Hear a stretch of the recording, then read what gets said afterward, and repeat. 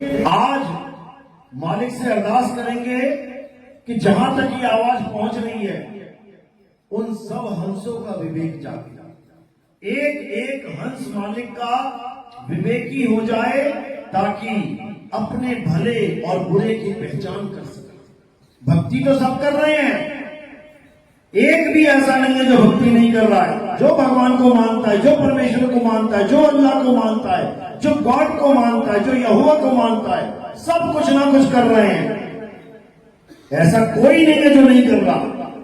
लेकिन उनकी भक्ति सफल होगी कि नहीं होगी, ये इस ज्ञान को समझने के बाद समझ पाओ, क्योंकि ये मूल ज्ञान है। मूल ज्ञान, बिना मूल ज्ञान के कोई मुक्त नहीं हो सकता। चाहे वो हिंदू है, चाहे वो मुसलमान है, चाहे वो सिख है, चाहे वो ईसाई है, चाहे वो यहूदी है, चाहे वो बौद्धिस्ट है, चाहे वो जैनी है, चाहे भगवान को मानने वाला है, चाहे नहीं मानता है, सबकी मुक्ति इसी मूल ज्ञान से ही होगी। इसके अलावा कोई भी ज्ञान ज्ञान नहीं, अज्ञान है, अज्ञान। तो आज अरदास करेंगे उस मालिक से, उस परमात्मा से कि इस पूरे विश्व के सब विवेकी हंस जागें और एक झंडे के नीचे आके ऐसा आगाज करें कि अविवेकी भी उस आकाश के सामने नतमस्तक हो जाए। अविवेकी भी इस जंजले के आगे नतमस्तक हो जाए, उनको भी सोचने पे मजबूर हो जाए, वो भी समझने को मजबूर हो जाए कि आखिर माजरा है तो है क्या। और जब ऐसा होगा तब क्या होगा? तब युग परिवर्तन होगा। और ये युग परिवर्तन अपनी तैयारी में चल रहा है। ये संधि युग चल रहा है। दो युगों के बीच में जो संधि युग है वो ये चल रहा है। अब कुछ ही सालों में कलयुग में सतयुग आने वाला है, आने वाला है। और ये बहुत जल्दी तुम्हें पता लग जाएगा। तैयारी पूरी चल रही है। तो आज इसी कलयुग में सतयुग का भेद खोला जाएगा कि कैसे आएगा सतयुग। आज चारों तरफ शोर होने लग गया जब से हमने आगाज किया था यूट्यूब चैनलों पे कि कलयुग में सतयुग आने वाला है। उसके बाद सारे बाबा लोग जो 4,32,000 साल का ढिंडोरा पीटते नहीं थकते थे कि कलयुग के बाद सतयुग कब आएगा, 4,32,000 साल बाद, आज वो भी अपनी भाषा भूल गए हैं। आज वो भी यूट्यूब पे क्या बताते फिर रहे हैं कि कलयुग में सतयुग आने वाला है, लेकिन ये कोई नहीं बता सकता कि कौन उसको लाने वाला है। अभी उनको नहीं समझ में आ रहा, लेकिन धीरे धीरे जब ये ज्ञान पूरे विश्व में फैलेगा तब उनको समझ में आ जाएगा कि कलयुग में सतयुग केवल एक ही शख्स ला सकता है। और वो कौन है? वो कोई राम कृष्ण हनुमान नहीं है, भूल जाओ। केवल एक ही है जो कलयुग में सतयुग ला सकता है। वो कौन है? वही कल्कि अवतार है। उसी को संतों ने निकलंक अवतार बोला है। उसी को संतों ने निकलंक राया बोला है। उसी को कुरान में इमाम मेहदी बोला गया है। उसी को बाइबल में जीसस सेकंड कमिंग बोला गया है। उसी को गुरु ग्रंथ साहब में मर्द का चेला बोला गया है। उसी को यहूदियों में इलियास बोला गया है। उसी को बौद्धिस्ट में मैत्रेय बुद्ध बोला गया है। उसी को कबीर सागर में चूड़ामन अवतार बोला गया है। उसी को हर ग्रंथ में आखिरी अवतार बोला गया है कि वो आखिरी अवतार आएगा और पूरे संसार में युग परिवर्तन कर देगा। युग परिवर्तन का मतलब ये नहीं है कि तुम्हें सड़क पे बाहर निकलते ही भोले शंकर दिखाई दे जाएंगे नंदी पे बैठे हुए कि आ गया कलयुग में सतयुग। युग परिवर्तन का मतलब ये नहीं है कि तुम्हें गरुड़ पे विष्णु जी बैठे उड़ते हुए दिखाई देने लग जाएंगे, हो जाएगा युग परिवर्तन। युग परिवर्तन का मतलब ये नहीं है कि तुम्हें कमल के फूल पे ब्रह्मा जी दिखाई देने लग जाएंगे या अन्य देवी देवता दिखाई देने लग जाएंगे। युग परिवर्तन का मतलब क्या है? जब तुम्हारे मन से, जब तुम्हारी बुद्धि से कलयुग का खात्मा हो जाएगा, कलयुग रूपी अज्ञानता का खात्मा हो जाएगा और सत्य रूपी ज्ञान तुम्हारे हृदय में बस जाएगा, सत्य रूपी परमात्मा तुम्हारे दिलो दिमाग पे छा जाएगा, तब क्या हो जाएगा? युग परिवर्तन हो जाएगा। आज उसी का खुलासा करेंगे, आखिर क्या होता है युग परिवर्तन, क्या होता है सत्य की असत्य पर जीत होना, क्या होता है धर्म का अधर्म पर विजयी होना। आज हर चीज समझाई जाएगी। तो आज का सत्संग शुरू करने से पहले परमात्मा के नाम पे जयकारा लगाएंगे और फिर सत्संग शुरू करेंगे। बोलिए परमपिता परमात्मा की, सतगुरुबंदी छोड़ कबीर साहेब की, सतगुरु मदनपति साहेब की, सतगुरु गोलमपति साहेब की, दीवान जौहरपति साहेब की, सतगुरु राम अनुरागपति साहेब की, सतगुरु राम सेवकपति साहेब की, सतगुरु वैरागपति साहेब की, कलीनापुर धाम की, सभी संतों की, नगर बस्ती की, आज के आनंद की, सकल हंस को बंदगी साहेब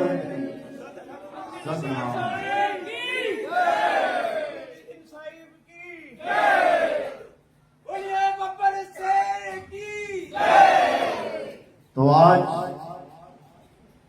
उस मूल ज्ञान पे प्रकाश डाला जाएगा जिसको ना समझने के कारण ये जीव जन्मों जन्मों से इस 84 लाख के बंधन में बंधा हुआ है, बार बार जन्मता और मरता है, बार बार नाना प्रकार की योनियों में भ्रमण करता है।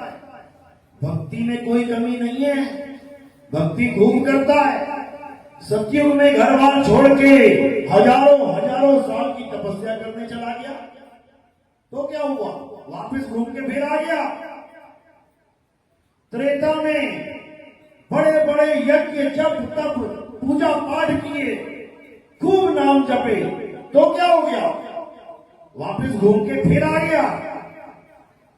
द्वापर में बड़ी बड़ी यात्राएं करी, नाम जपे, हवन यज्ञ किए, पूजा पाठ किए, देवताओं को प्रसन्न किया, हरे कृष्णा भी जपा, हरे राम भी जपा, फिर क्या हुआ? वापिस आ गया। अब कलयुग में बैठा है आके, और अगर कलयुग में भी यही गलती दोहरा दी, कौन सी गलती? ये नाम जपना, ये यज्ञ करना, ये हवन करना, ये पूजा पाठ करना, ये देवताओं की पूजा करना, ये जितना भी कर्म कांड करना, अगर ये गलती दोबारा दोहरा ली तो ये वापस आ जाएगा और इंसान जन्म नहीं मिलेगा कि सोचो बार बार तुम्हें इंसान जन्म मिलेगा। 184 भुगतने के बाद एक बार इंसान जन्म मिलता है, एक बार। और एक इंसान जन्म गंवाने के बाद बार बार 184 मिलेगी, इतने जन्म मिलेंगे हालत खराब हो जाएगी। सांप, बिच्छू, खटमल, कॉकरोच, मक्खी, मच्छर, नाली का कीड़ा, सुअर, कुत्ता, गधा, पता नहीं क्या क्या बनाया जाएगा।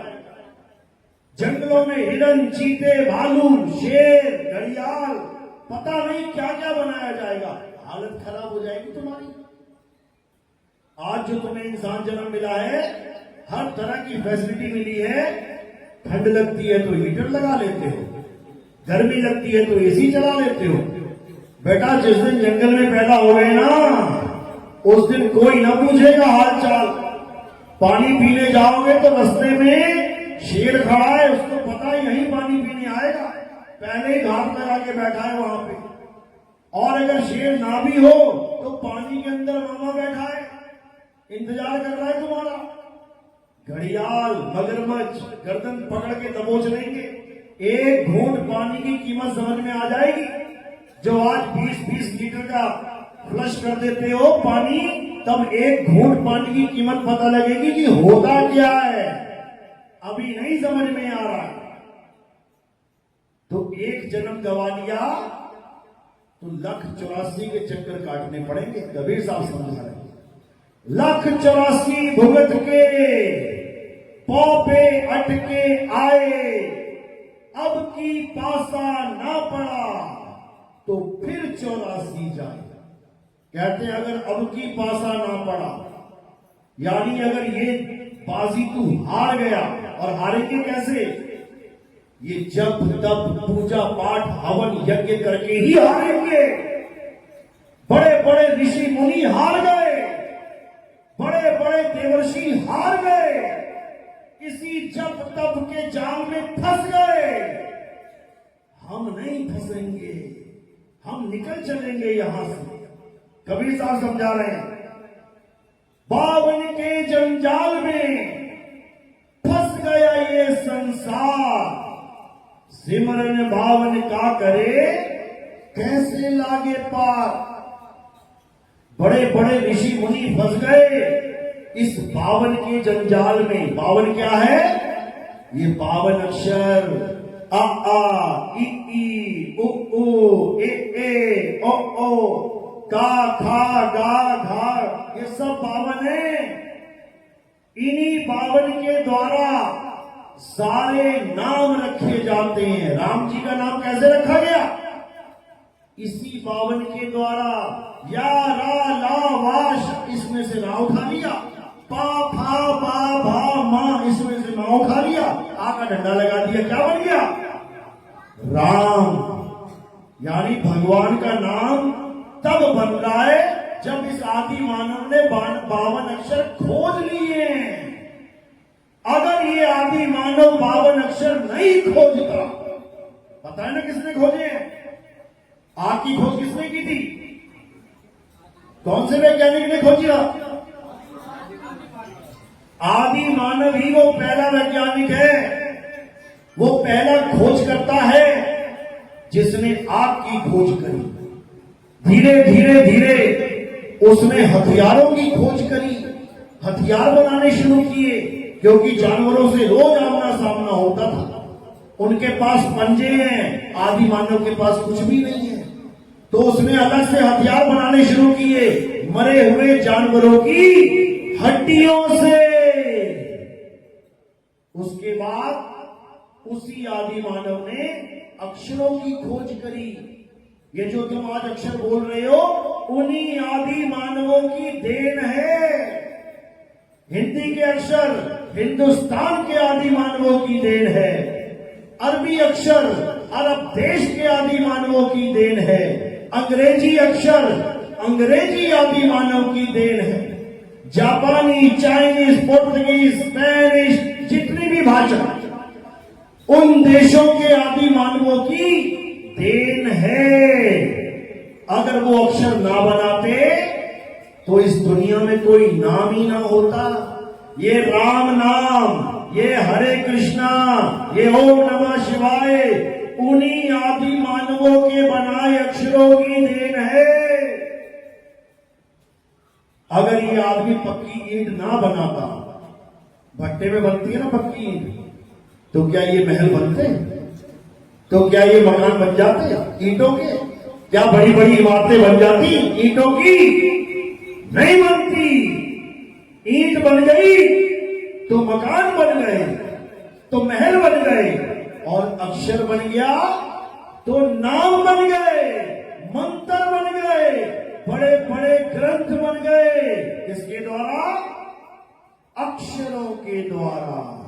अक्षर खत्म तो सब नाम खत्म, सब मंत्र खत्म, सब पूजा पाठ के जितने भी आरतियां, जितनी भी चालीसा, जितनी भी वंदना, जितनी भी प्रेयर, जितनी भी अरदास, जितने भी कलमे, जितनी भी नमाज, ये सब क्या है? उन्हीं अक्षरों की देन है। अक्षर खत्म तो सब खत्म। यही कबीर साहब समझा रहे हैं कि 52 अक्षर जीव आधारा, आदि अक्षर जीभ्या से न्यारा। कि अगर अक्षरों को खत्म कर दिया जाए तो क्या परमात्मा का नाम खत्म हो जाएगा? तो क्या भगवान का नाम खत्म हो जाएगा? तो क्या जिसको हम कहते हैं राम नाम सत्य है, तो क्या सत्य भी खत्म हो जाएगा?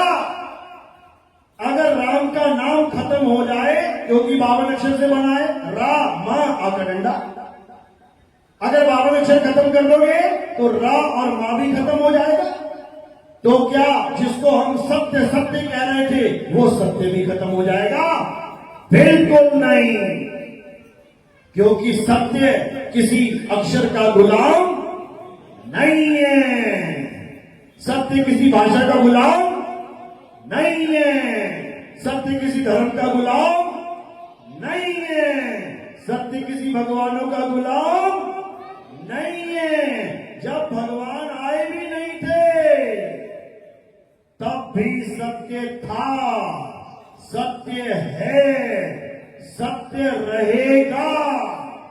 इसी को बोला गया है, आद सच जुगाद सच है भी सच, नानक होसी भी सच।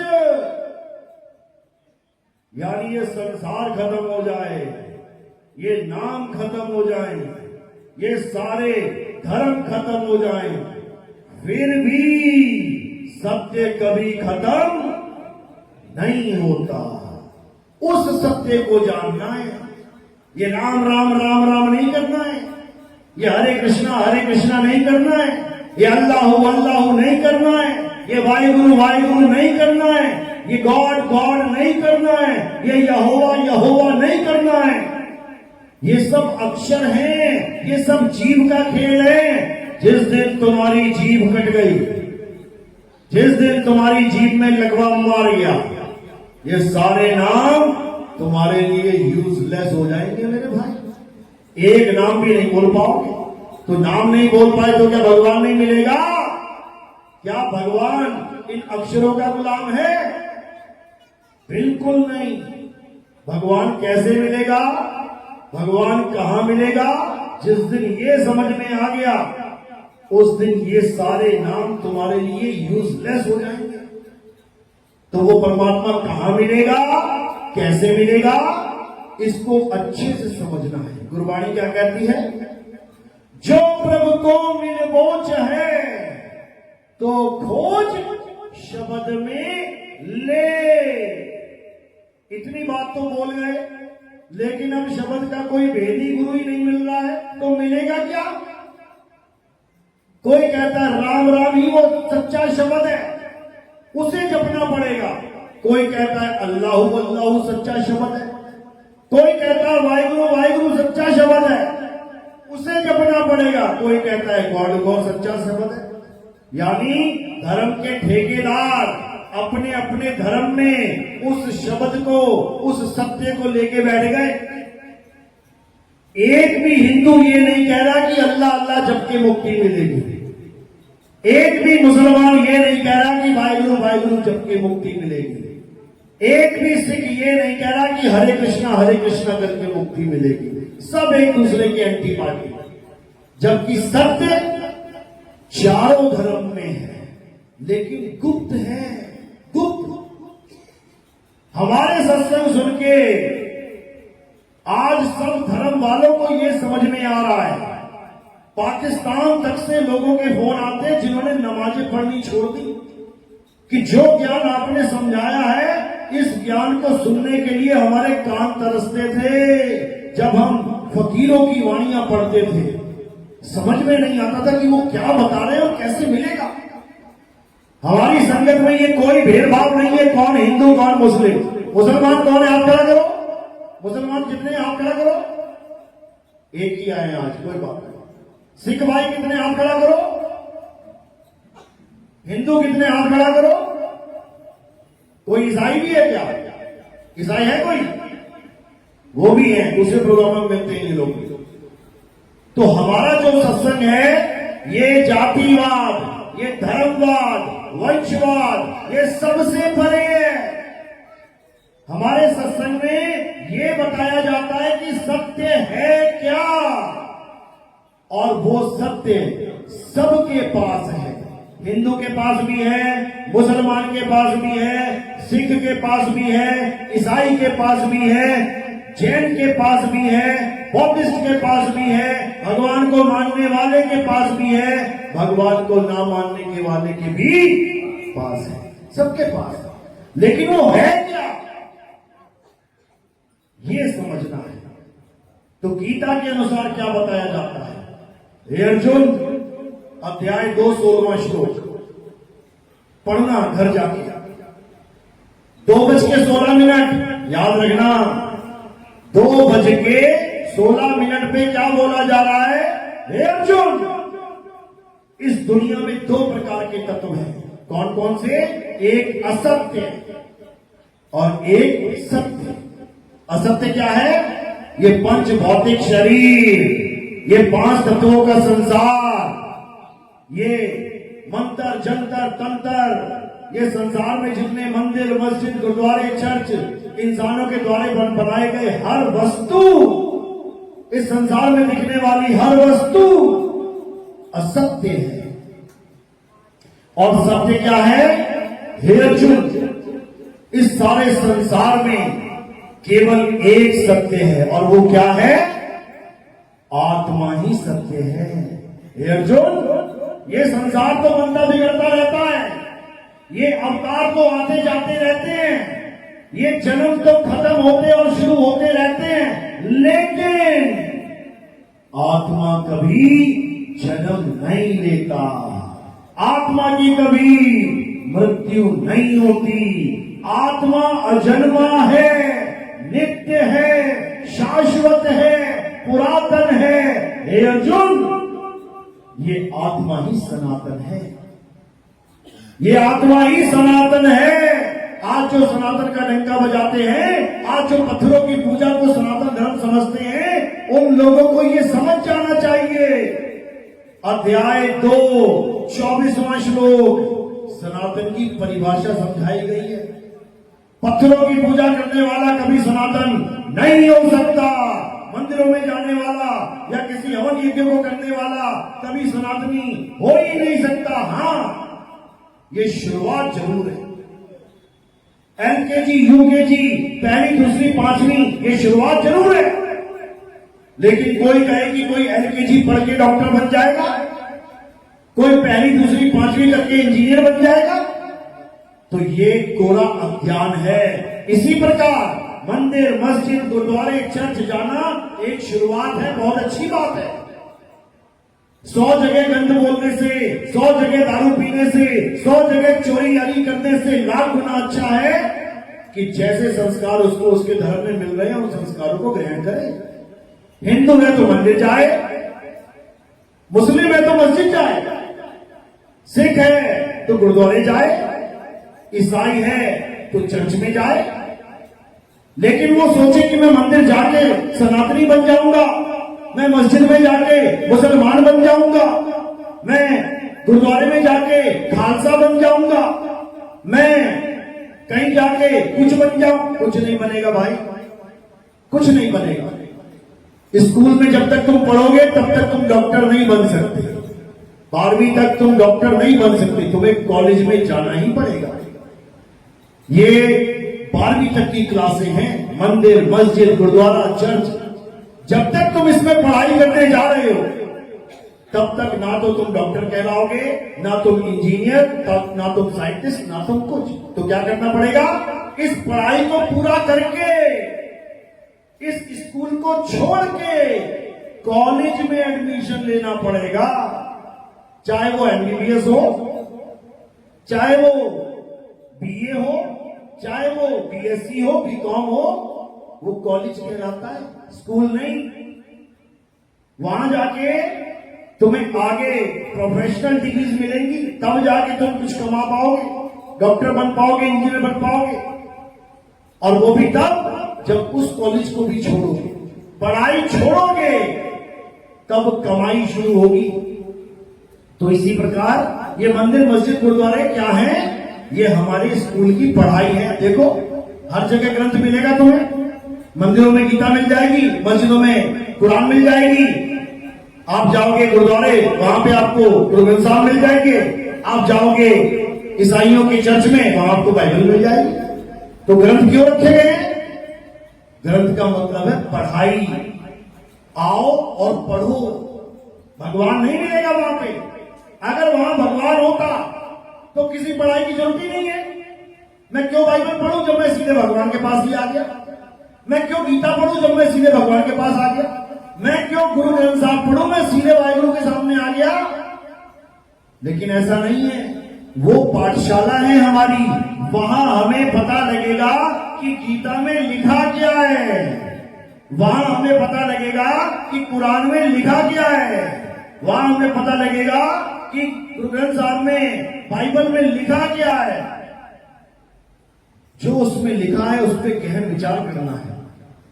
गीता में क्या लिखा है? सत्य एक है। अगर गीता में लिखा है सत्य एक है, तो इसका मतलब क्या बाइबल में सत्य नहीं है? क्या कुरान में सत्य नहीं है? क्या गुरुद्वारे के गुरु ग्रंथ साहब में सत्य नहीं है? सब में है, सब में। लेकिन केवल उसका इशारा है। सत्य किताबों में नहीं मिलता। सत्य कहां है? तुम्हारे पास है। जैसे A for apple, B for bat, C for cat किताबों में मिलता है, लेकिन ए फॉर एप्पल खाने वाला कहां मिलता है?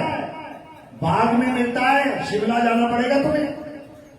तुम रेगिस्तान में भी ए फॉर एप्पल पढ़ सकते हो। इसका मतलब ये नहीं कि रेगिस्तान में तुम्हें एप्पल मिल गया खाने को। एप्पल खाना है तो पहाड़ों पे जाना पड़ेगा जहां बर्फ पड़ रही है। ज्ञान तुम्हें राजस्थान में, रेगिस्तान में बैठे मिल जाएगा कि ए फॉर एप्पल।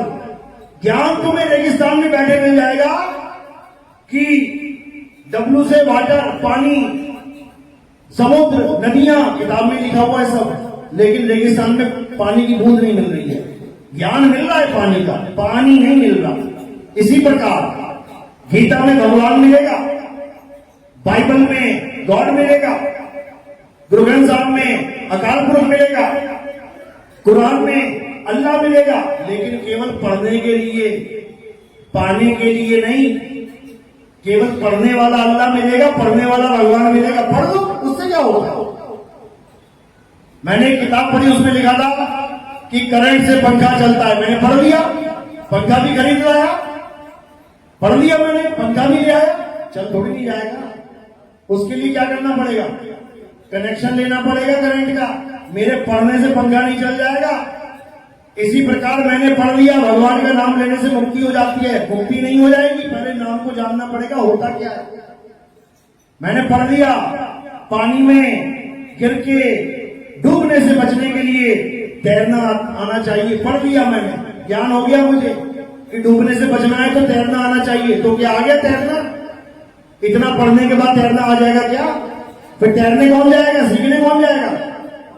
तो इसी प्रकार ग्रंथों में केवल भेद समझाया जाता है कि मुक्ति कैसे होगी। ये मुक्ति होगी कैसे? ग्रंथों में बताया गया है कि सत्य को प्राप्त करने से मुक्ति होगी। हिंदू धर्म में सत्य का जो डंका बजा है, किस नाम से बजा है? एक तो आपने ये सबसे ज्यादा सुना होगा, राम नाम सत्य है। अब राम नाम सत्य है तो ब्रह्मा नाम क्या है? सत्य तो एक है ना। तो शंकर नाम क्या है? असत्य है क्या? तो हनुमान नाम क्या है? असत्य है क्या? राम नाम सत्य है। इसमें बहुत गहरा भेद छुपा हुआ है जो तुम्हें नहीं समझ में आएगा जब तक तुम्हें कोई समझाने वाला नहीं मिल जाएगा।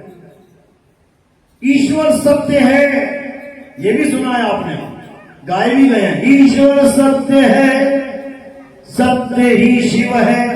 अब ईश्वर सत्य है तो ईश्वर किसको बोला जा रहा है? सत्य को। पहले यह जानना पड़ेगा सत्य है क्या, फिर उसका नाम रखो ईश्वर। तुमने सत्य को जाने बिना ईश्वर नाम से मोह कर लिया।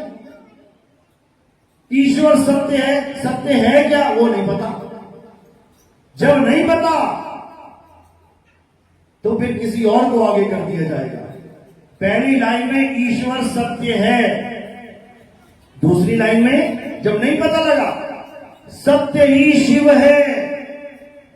अब शिव को सत्य बना दिया गया, वहां पे राम को सत्य बनाया गया था, क्योंकि इसके पीछे भेद ही नहीं पता किसी को। ये सत्य है क्या? गीता में समझाया गया है अर्जुन, सत्य केवल और केवल आत्मा है, अचल आत्मा। दो प्रकार की आत्मा है, एक जीवात्मा है और एक अचल आत्मा है। जीवात्मा चल रही है, 84 भुगत रही है, एक योनि से दूसरी योनि में जा रही है, ये चल आत्मा है, लहर बोल दो इसको। और एक अचल आत्मा है। अध्याय 2 24वां श्लोक पढ़ो, उसमें आत्मा को अचल बोला गया है। अचल यानी जो कभी आता जाता नहीं है, वो है परमात्मा असल में। कबीर साहब कहते हैं, आवे ना जावे जन्मे नहीं मरे, सो निज पीव हमारा हो। कहते मैं उसको पीव नहीं कहता जो आता और जाता है, कि ये अवतार आ गया, वो अवतार आ गया, ये फलाना आ गया, ये ठिकाना आ गया, हम उसको नहीं मानते। ये तो माया के अवतार है। ये काया क्या है? माया। ये तो मायावी अवतार है, ये तो पल पल बदल रहे हैं। हम इसको नहीं मानते, हम उसको मानते हैं जो सदा से था, है और रहेगा। किस अवस्था में? अचल अवस्था में। इसी को बाबा नानक कह रहे हैं, आदि अंत एको अवतारा, सोई गुरु समझो हमारा। मैं ये आने और जाने वालों को गुरु नहीं मानता, मैं किसको मानता हूं? जो आवे ना जावे जन्मे नहीं मरे, सो निज पीर हमारा हो। यानी उस अचल आत्मा का भेद बताने वाला जब मुझे उस अचल से जोड़ देगा, तब जानो कि अब मुझे सत्य मिला है। और उस सत्य के क्या नाम है? उस सत्य का नाम ही राम है। राम जी वाला राम नहीं, वो तो त्रेता में आए थे, महादुख भोग के चले गए, रावण को मार के उसकी सेना को मार के चले गए। लेकिन जो वो राम है जो किसी को मारता नहीं है, जो किसी से डरता नहीं है, वो है असली राम। उसी को बोला गया है सतनाम। मूल मंत्र देखो क्या कह रहे हैं, एक को सतनाम, कर्ता पुरुष, वही असली कर्ता पुरुष है। निर्भयो, वो किसी से नहीं डरता। निर्वैर, वो किसी को नहीं मारता। अकाल मूरत, उसका काल भी बाल बांका नहीं कर सकता। ये राम जी कृष्ण जी को तो काल के मुंह में जाना पड़ा है, पैर में तीर लगाए, मौत के सामने घुटने टेकने पड़े। राम जी को, हनुमान जी को दूर भेजना पड़ा, हनुमान जी जाओ, ये मुद्रिका लेके जाओ। क्यों? अब काल आने वाला है, अब काल आएगा और मेरे शरीर का अंत करेगा। जब तक हनुमान यहां पर है तब तक वो आएगा नहीं। हनुमान जी को भेजा जाता है, राम जी दूर भेजते हैं खुद से। अगर तुम्हें पता हो, किस किस को पता है? आप कहना करो, बहुत अच्छी बात है, ज्ञान होना चाहिए अपने धर्म के बारे में, अपने ग्रंथों के बारे में। तो राम जी के शरीर का अंत कैसे हुआ? पानी में जल समाधि लेके, सरयू नदी में। तो उनको भी काल के ग्रास बनने पड़े। मौत का सामना करना पड़ा, लेकिन जो अकाल पुरुष है उसको काल ग्रास कर ही नहीं सकता। अकाल मूर्त अजूनी, यानी वो कभी आता, वो आदमी औरत बन के नहीं आता, वो बच्चा बूढ़ा बन के नहीं आता, वो किसी रूप में नहीं आता, वो अचल है, अचल है, वो हिलता डुलता नहीं है। वो अजूनी सेवन गुरु प्रसाद, जब गुरु के द्वारा ज्ञान रूपी प्रसाद मिल जाता है, ये लंगर कड़ी प्रसाद नहीं कि थालियां चुक चुक के आई जाओ तो लंगर खाई जाओ, ये वाला प्रसाद नहीं है। ये कौन सा प्रसाद है? गुरु के पास ज्ञान रूपी प्रसाद होता है, और जब वो प्रसाद मिल जाता है तुम्हें, तब तुम्हें समझ में आता है गीता अध्याय 2 24वां श्लोक। तब तुम क्या करते हो?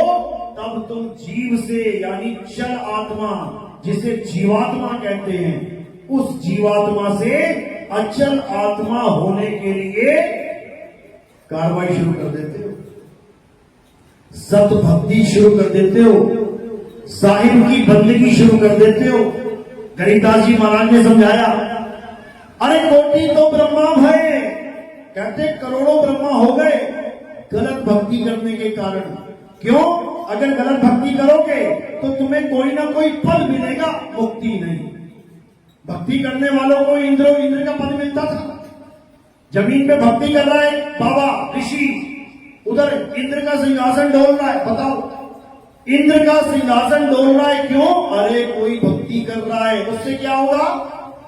मुक्ति नहीं मिलेगी उसको इंद्र का आसन मिल जाएगा, और जो पहले इंद्र बना बैठा है उसको गधे की योनि में जाना पड़ेगा। इंद्र गधा बनता है सीधे डायरेक्ट, ग्रंथों में पढ़ोगे मिलेगा। तो कहते हैं कि इंद्र का सिंहासन डोलेगा तो वो क्या करेगा? वो नीच से नीच हरकत करेगा। राजनीति देखिए ना, एक बार कोई सीएम बन जाए, एक बार कोई पीएम बन जाए, एक बार कोई एमएलए बन जाए, उसका प्रतिद्वंदी खड़ा हो जाए, उससे तगड़ा, फिर राजनीति चलती है। इसको कैसे गिराया जाए, इस पर झूठे इल्जाम लगाए जाए, इसको कैसे रिश्वत झूठी में फंसा दिया जाए, इसका कैसे मनोबल तोड़ा जाए, इसको कैसे एक व्यभिचारी सिद्ध किया जाए, जनता की निगाहों में गिराया जाए। ये एक आम आदमी की सोच होती है, लेकिन क्या देवताओं के राजा की भी यही सोच है? जिन देवताओं को हम कहते हैं बड़े महान हैं, बड़े महान हैं, उन देवताओं के राजा की सोच कैसी होगी? वो भी भेजता है 2-4 नचनियां, ताता थैया करने वाली, वो भी भेजता है मेनका जैसियों को, जाओ। रंगा को कहता है जाओ, क्या करो वहां जाके? ये जो बाबा बैठा है ना, इसका काम तमाम करके आओ। बताओ, केवल अपनी गद्दी छिन जाने के कारण उसकी हजारों साल की तपस्या भंग करवा देता था। ये देवताओं का राजा है, तुम बनना चाहोगे ऐसे राजा की प्रजा? क्या तुम्हें ऐसा राजा चाहिए जो गौतम ऋषि की पत्नी को भोगने के लिए गौतम ऋषि का ही रूप धारण करके चला जाए? क्या तुम ऐसा राज चाहते हो? तुम्हें ऐसा राजा मिल जाए खुश हो? तो देवताओं का राजा है वो। देवता तो छोटे छोटे हैं, वो राजा है उनका, जो सबको वरदान देके बैठा। हनुमान जी को भी वरदान देके बैठा हुआ है वो देवताओं का राजा।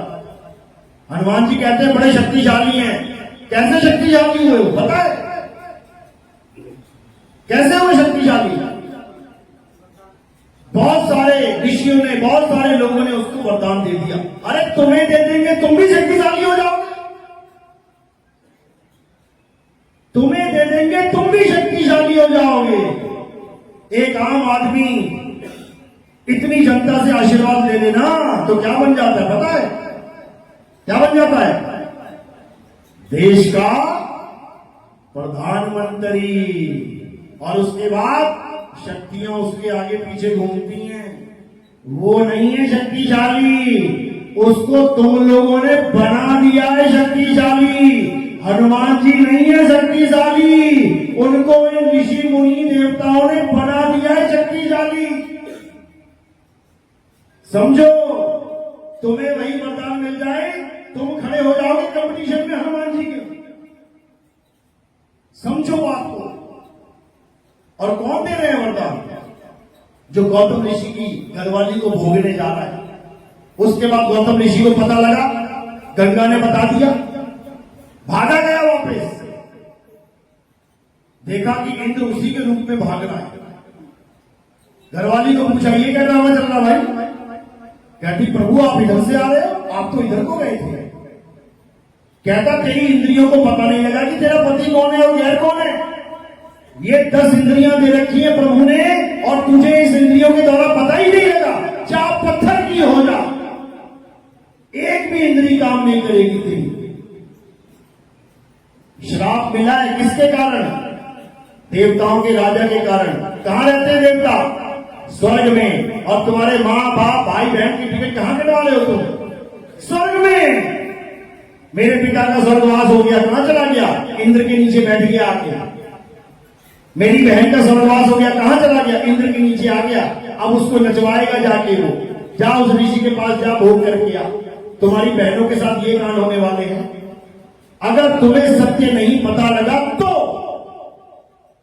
तो कृष्ण जी क्या कहते हैं गीता में? हे अर्जुन, देवताओं की पूजा करने वाले देवलोक को जाते हैं, भूतों की पूजा करने वाले भूतों के लोक में जाते हैं, पितरों की पूजा करने वाले पितरलोक में जाते हैं। ये तीनों अज्ञानी कभी मुझ तक नहीं पहुंच पाते। मुझ तक नहीं पहुंच पाते मतलब क्या मेरे गोलोक में आएंगे तब अच्छा हो जाएगा? अरे सुदामा गोलोक में ही गया था। सुदामा गोलोक में ही गया था, कृष्ण जी के पीछे पीछे उससे प्रेम करता करता। तो क्या फल मिला? शंखचूड़ राक्षस बन गया। बताया तुम्हें किसी ने आज तक? तुम्हें इतनी कहानी तो सुना दी। कृष्ण जी ने सुदामा के चरण धो धो के पिए। उसके आगे कौन बताएगा? मुल्ला जी बताएंगे क्या? हैं? या कोई ईसाई पादरी बताएगा आके? या कोई यहूदी आके बताएगा?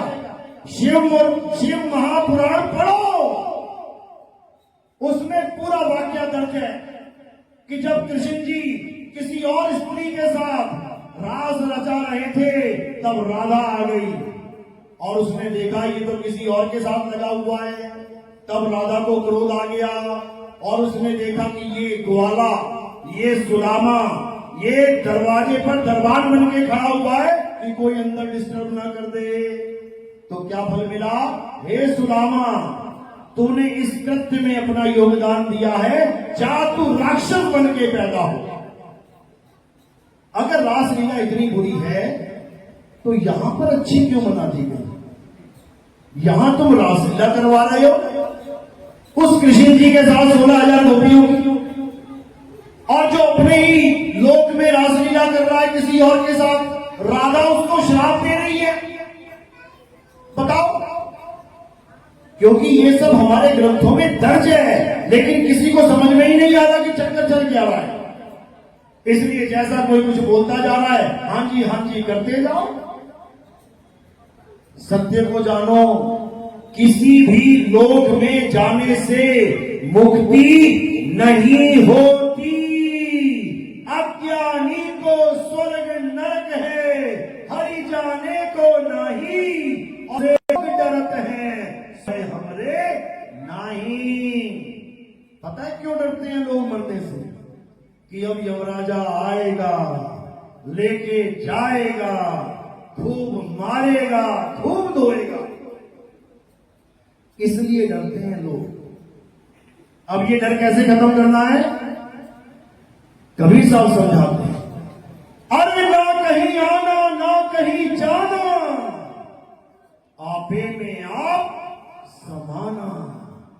अपने आप में समा जाओ, ना इधर से उधर होना है ना उधर से इधर होना है, यानी अचल हो जाओ।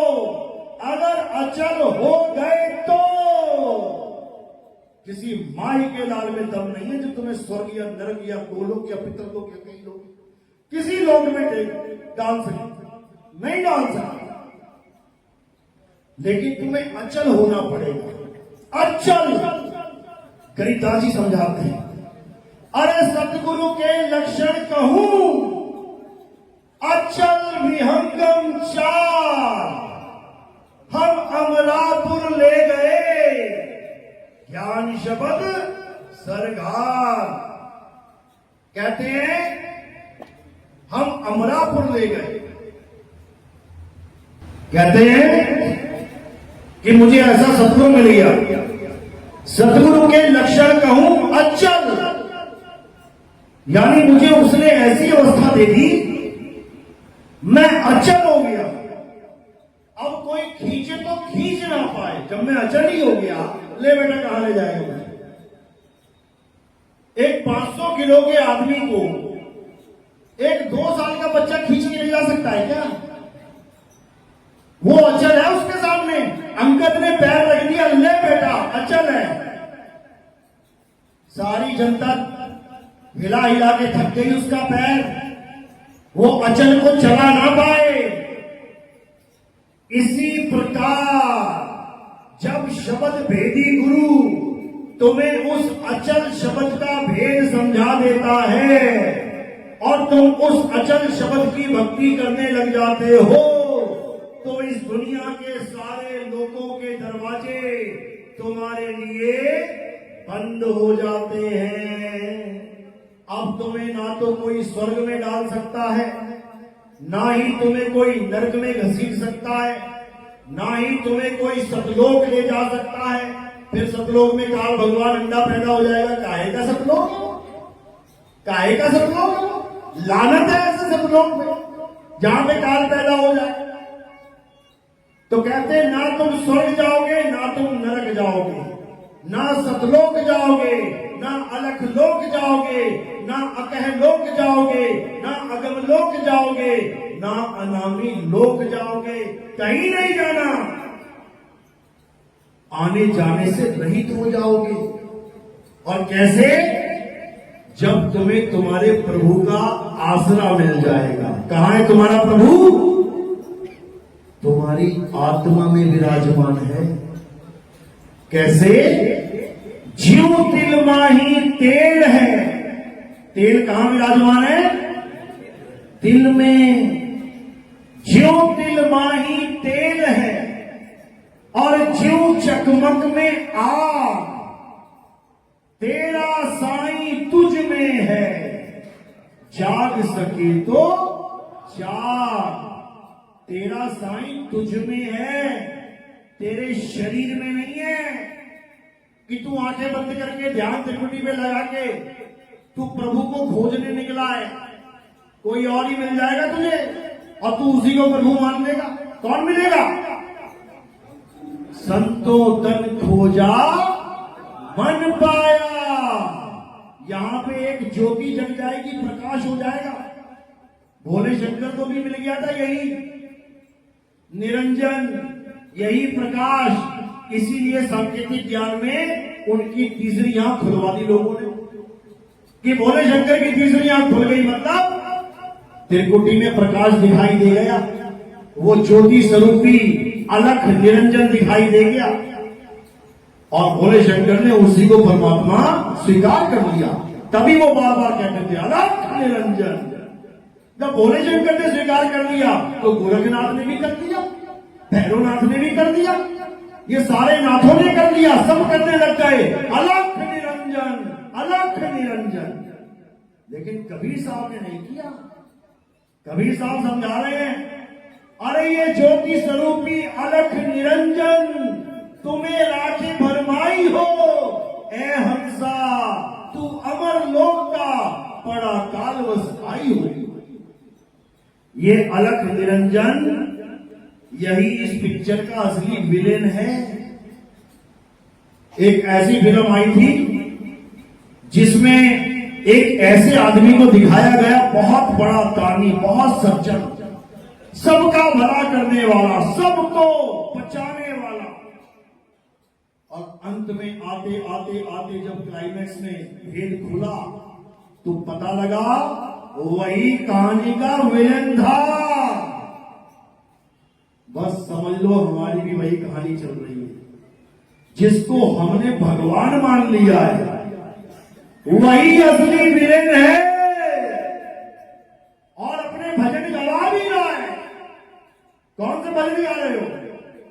मारने वाला है भगवान। बताओ, अब मारने वाला भगवान है, बचाने वाला क्या शैतान है? अरे मारने वाला शैतान है और बचाने वाला भगवान है। लेकिन हमें पता ही नहीं है कि मारने वाला कौन है और बचाने वाला कौन है। कबीर साहब समझा रहे हैं, जो भक्षक तहां ध्यान लगाई, जो रक्षक उसे चीन न पाई। जो भक्षक है उसको भगवान बना के बैठा, अलख निरंजन, अलख निरंजन।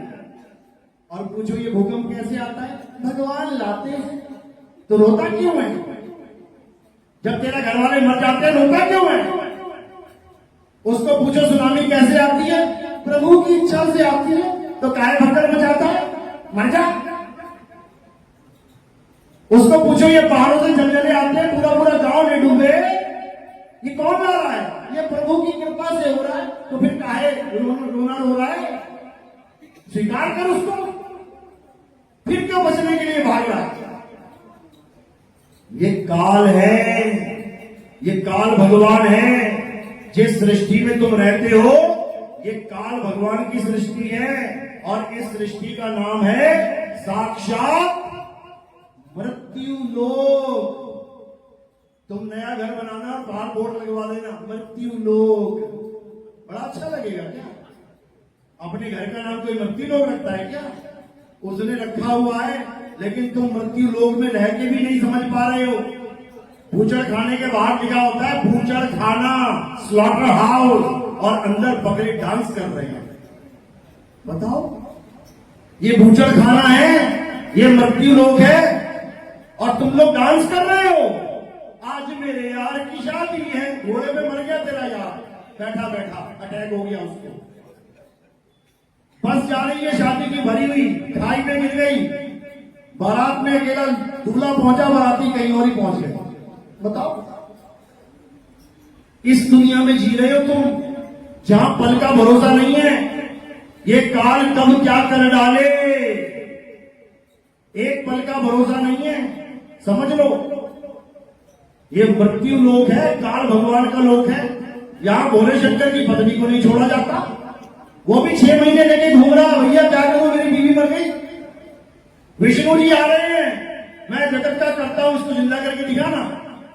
वो जिंदा ना कर पाए, फिर तो टुकड़े करती है। वो तो किसी से करवा लेते, वो तो कोई भी कर देता। समझो, अब ये मत कहना गणेश जी को जिंदा कर दिया। आज तक मुंडिया नहीं ढूंढ पाए गणेश जी की कहां पड़ी है। त्रिलोकी नाथ, त्रिकालदर्शी, आज तक ये नहीं ढूंढ पाया गणेश जी की मुंडी गई तो गई कहां। हाथी का बच्चा उसकी गर्दन काट के ले आए, एक जीव को बचाने के लिए पशुपतिनाथ दूसरे जीव को मरवा दिया उसने। पशुपतिनाथ ही कहते हो, पशुओं का नाथ। अरे हाथी के बच्चे को मार दिया। अपने उस मैल से पैदा हुए बच्चे को बचाने के लिए 2-4 बार खुरच के 2-4 गणेश और बना देती। मैल से गणेश बनाया गया था, भोग विलास से तो नहीं बना था, क्योंकि शंकर जी को खुद नहीं पता था कहां से आ गया। पार्वती ने जब गणेश जी को बना के दरवाजे पे खड़ा कर दिया तो शंकर जी त्रिकालदर्शी भी न जान पाए ये लड़का कहां से आ गया।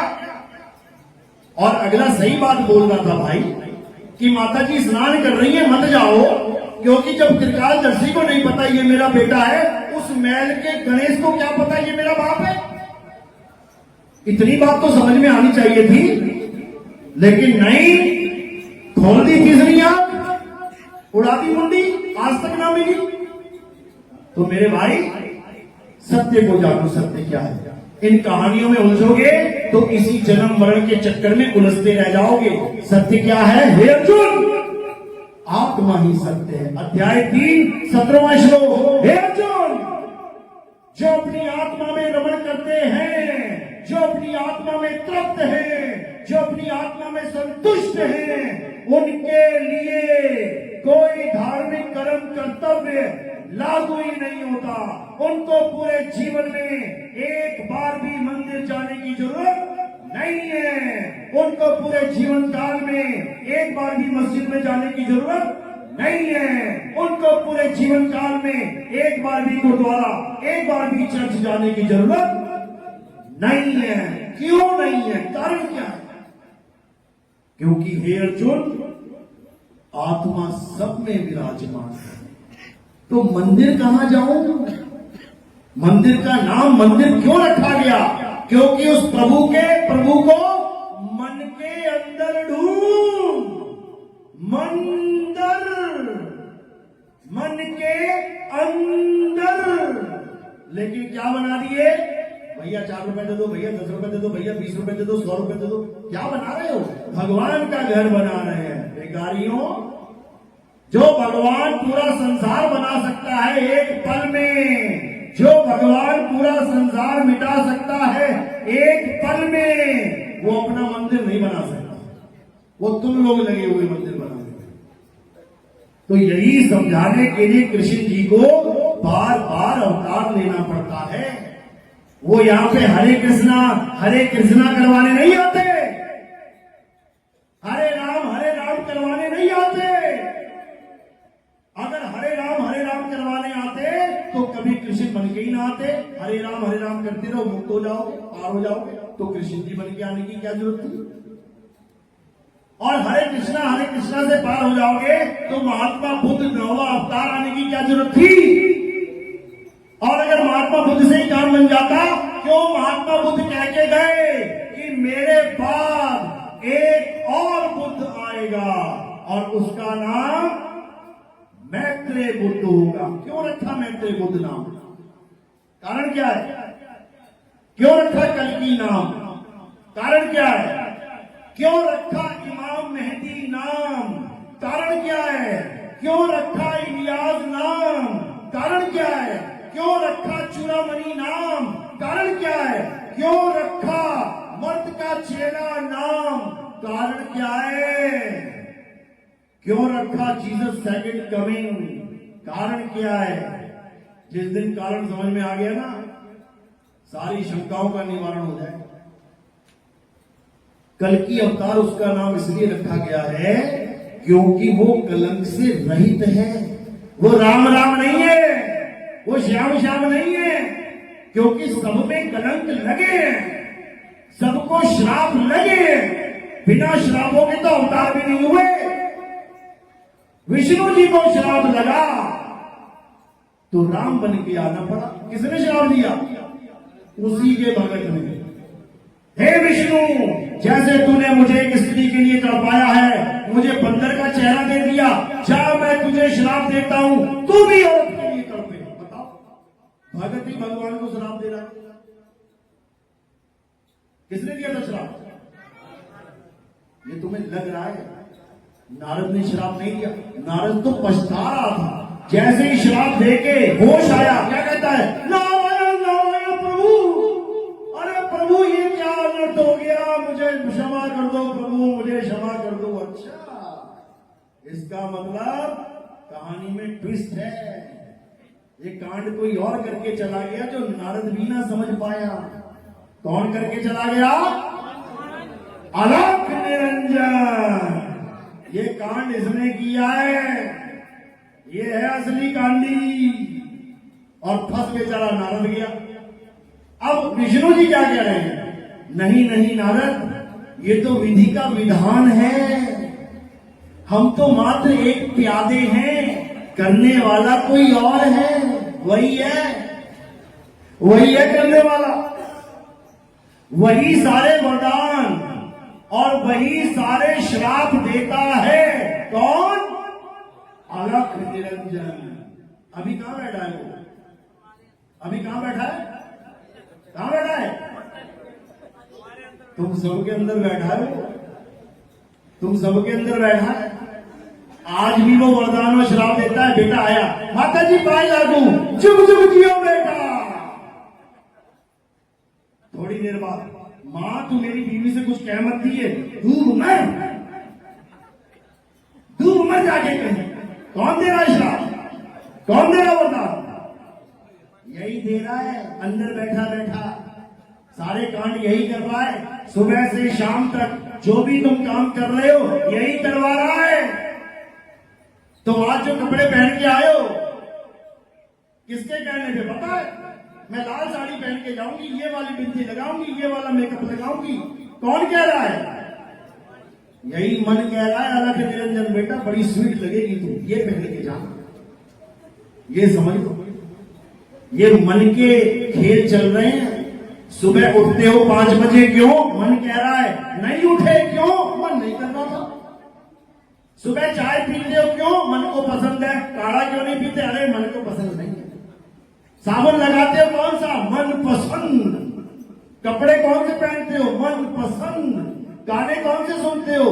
मन पसंद। फिल्म देखने कौन सी जाओगे? 20 फिल्में लगी हैं, कौन सी देखने जाते हो? मन पसंद। ये मन का ही लोक है मेरे भाई। ये मन ही काल निरंजन है। ये मन ही सारे देवताओं को, सारे राक्षसों को उलझा पुलझा के मारता है। अभी तुम्हें इस मन का खेल नहीं समझ में आया? साफ समझाते हैं।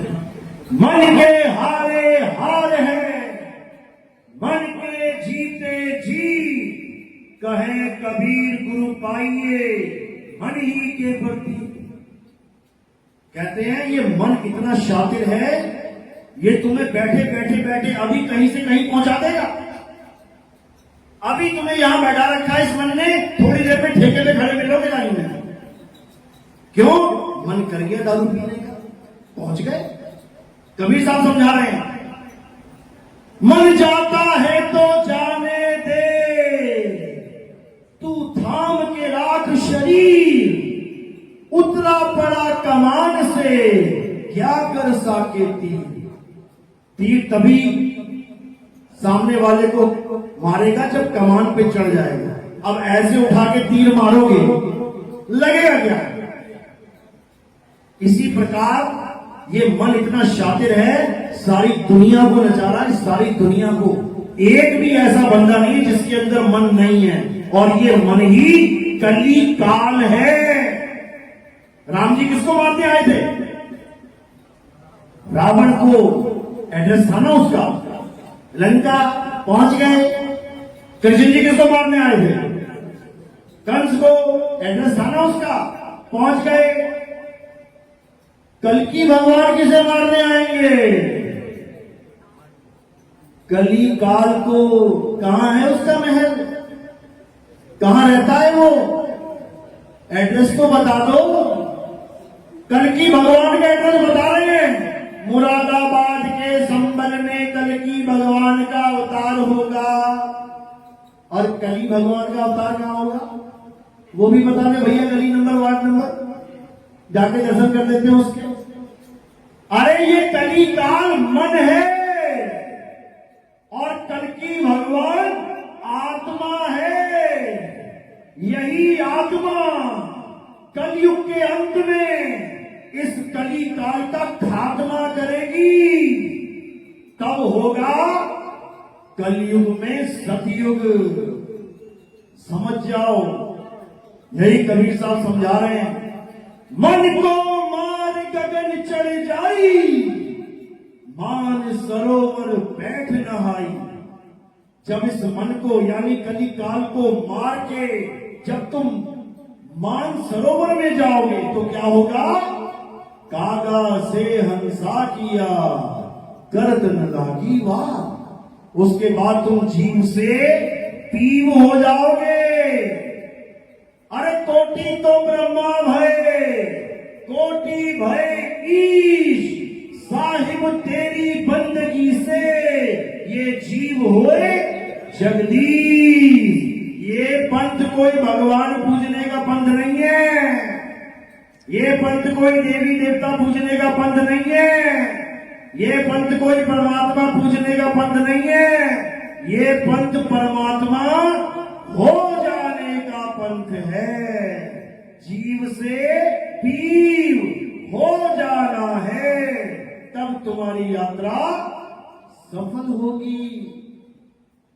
नदी जब तक समुद्र से जुदा होके भटक रही है, हर प्रदेश में बांध लग जाएगा। उत्तराखंड में बांध लग गया, यूपी में आई, यूपी में बांध लग गया, बिहार में गई, बिहार में बांध लग गया। बांध ही बांध लगे हुए हैं। लेकिन एक बार अगर ये समुद्र में समा गई, आप बताओ कौन माई का लाल है? लगा बाण बेटा, लगा पाएगा बाण। इसी प्रकार ये जीव को बांध लगाए गए हैं। कितने बांध लगे हैं? कितने कितने बांध लगे हैं? बहुत अच्छी तरह सुन रहे हो सत्संग तुम लोग। कितने कितने? 84 लाख बांध लगे। 84 लाख बांध लगे। 84 लाख बांधों में इसको बांध बांध के रखा जा रहा है। एक बार अगर ये बांध तोड़ के उस समुद्र में समा गया तो किसी माई के लाल में दम नहीं है जो उसको दोबारा बांध सके।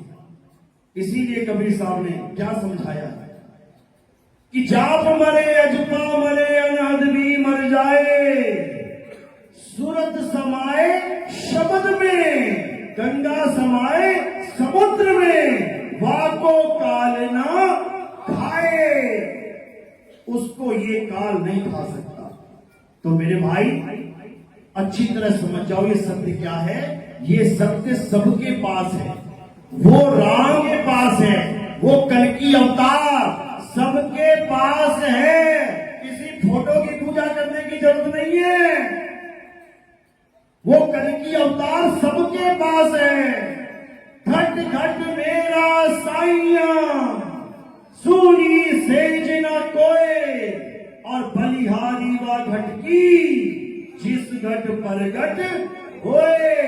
कल की अवतार प्रकट होंगे और जब वो प्रकट हो जाएंगे तो कली काल को अच्छे से धोना शुरू कर देंगे। याद रखना, क्योंकि उनका काम ही एक ही है, कली काल का खात्मा।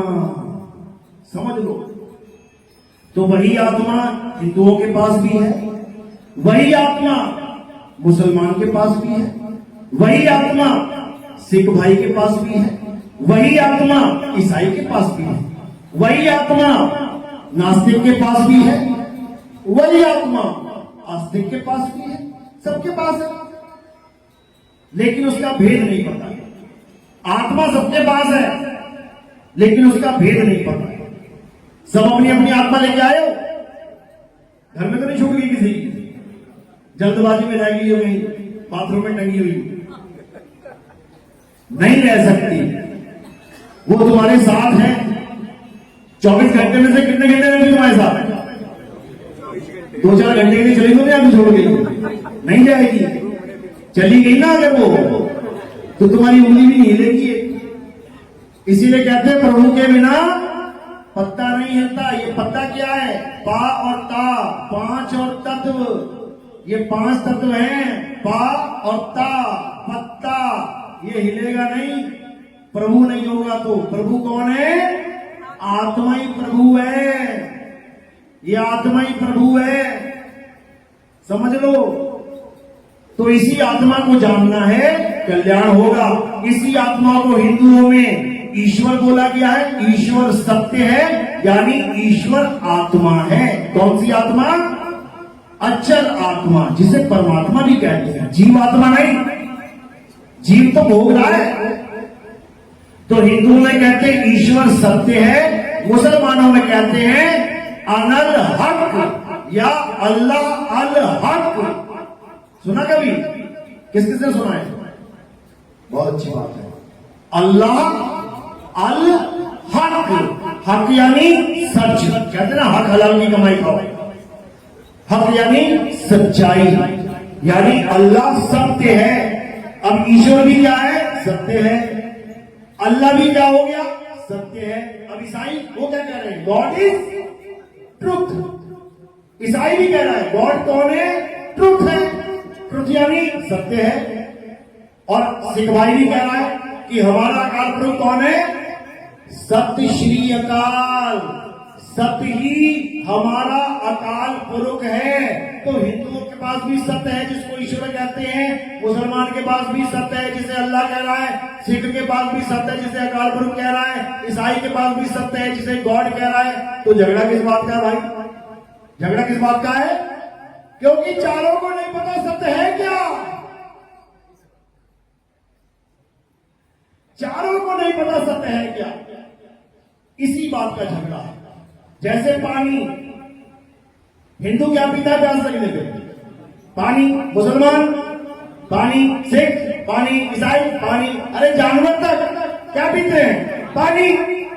अब पानी का एक फॉर्मूला है H2O, मतलब हाइड्रोजन के 2 मॉलिक्यूल और ऑक्सीजन का 1 मॉलिक्यूल, H2O।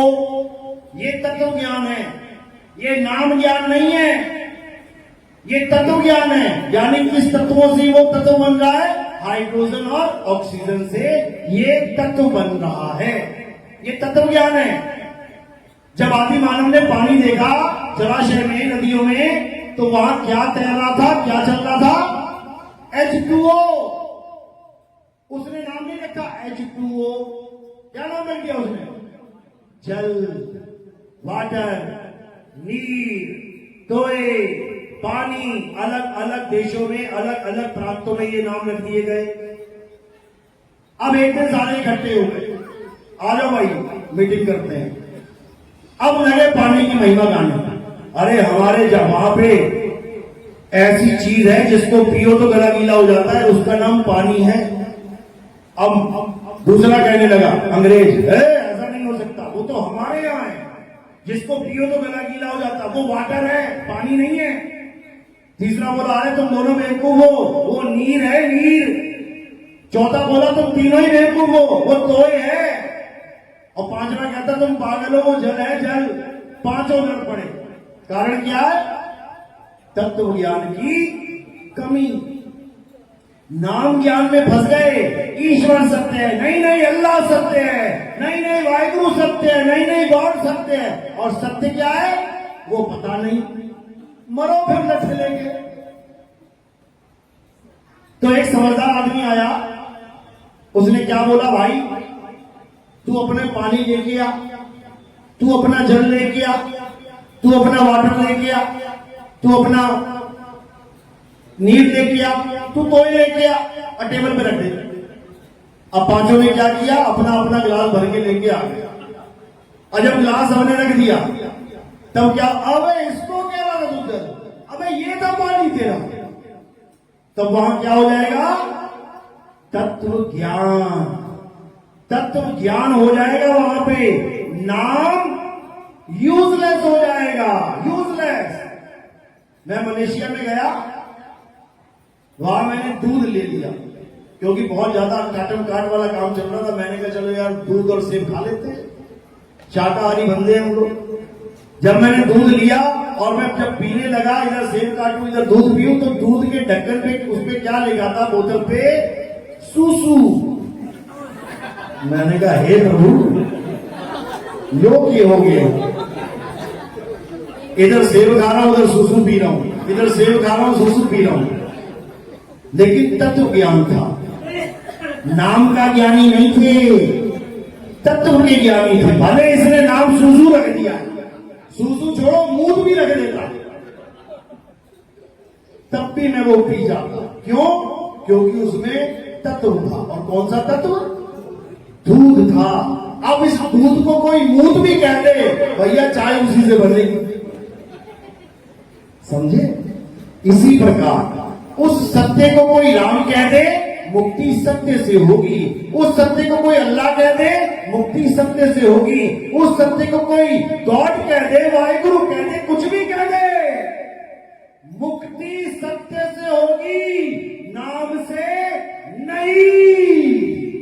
जिसको ये समझ में आ गया वही असली तत्वज्ञानी है, और जो नामों के चक्कर में पड़ गया वही सबसे बड़ा ज्ञानी है। इसीलिए कबीर साहब ने कहा, एक नाम को जान के दूजा दे पहाड़। उस सच्चे नाम को जान लो क्या है, वो सतनाम क्या है? वो तेरी आत्मा है, अचल आत्मा है। उसको जान ले, सत्य नाम को जान ले और इन नकली नामों को बहा दे, तब तेरा बेड़ा पार होगा। तो सतगुरु वो नहीं होता जो नाम जपवाता है, राधे राधे जप लो, राम राम जप लो, वाहिगुरु जप लो, गॉड, ये सदगुरु नहीं होता, ये गुरुआ होता है, गुरुआ। अरे गुरुआ तो घर घर फिरे, कौड़ी केर 50, अपने रूप की खबर नहीं, शिष्य करण की आज। वो अपने सत्य स्वरूप को नहीं जानता, वो मंत्र देता फिर रहा है। अरे घर घर मंत्र देत फिरत है, ये माया के अभिमाना, गुरुआ सहित शिष्य सब पूरे, अंतकाल पछताना, साधो देखो ये जग बौलाना। पागल हो गए सारे, नामों के चक्कर में तत्व को जानते नहीं और नामों में झगड़े करते फिर रहे हैं। इनसे बड़ा कोई अज्ञानी नहीं है। तो अब क्या करना है? अध्याय 4 34वां श्लोक। हे अर्जुन, अगर तुम सत्य को जानना चाहते हो, अगर तुम सत्य को प्राप्त करना चाहते हो, तो तुम ऐसे तत्वदर्शी संत की शरण में जाओ जिसने उस तत्व को जान लिया है। किस तत्व को? आत्म तत्व को, उस अचल आत्म तत्व को। वही तुम्हारा बेड़ा पार करेगा।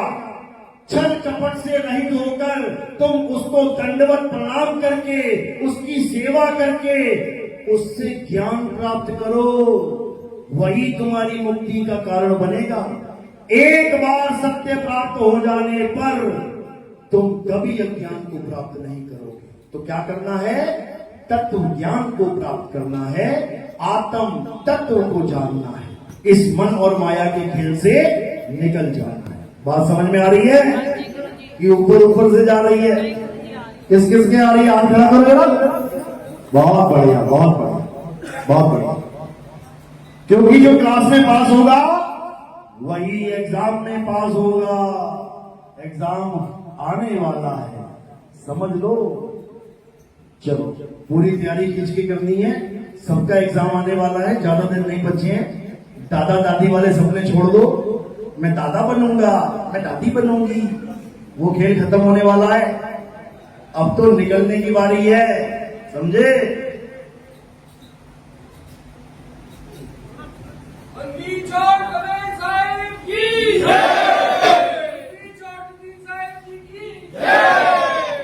चलो, तो आज का सत्संग यही समाप्त करते हैं।